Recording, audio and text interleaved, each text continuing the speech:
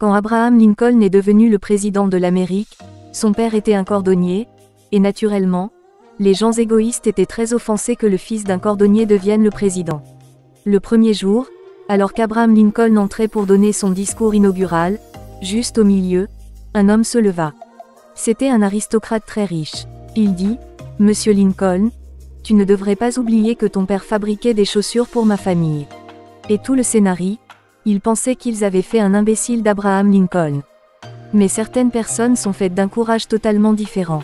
Lincoln a regardé l'homme directement dans les yeux et dit, « Monsieur, je sais que mon père fabriquait des chaussures pour votre famille, et il y en aura beaucoup d'autres ici parce qu'il a fabriqué des chaussures comme personne d'autre ne le peut.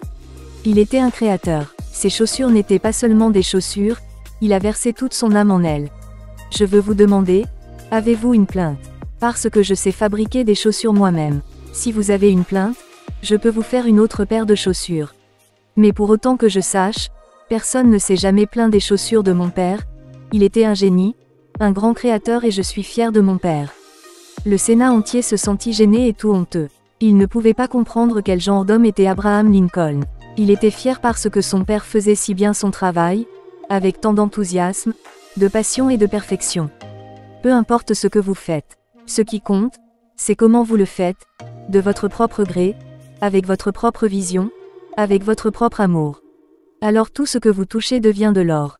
Moralité, personne ne peut vous blesser sans votre consentement. Ce n'est pas ce qui nous arrive qui nous blesse.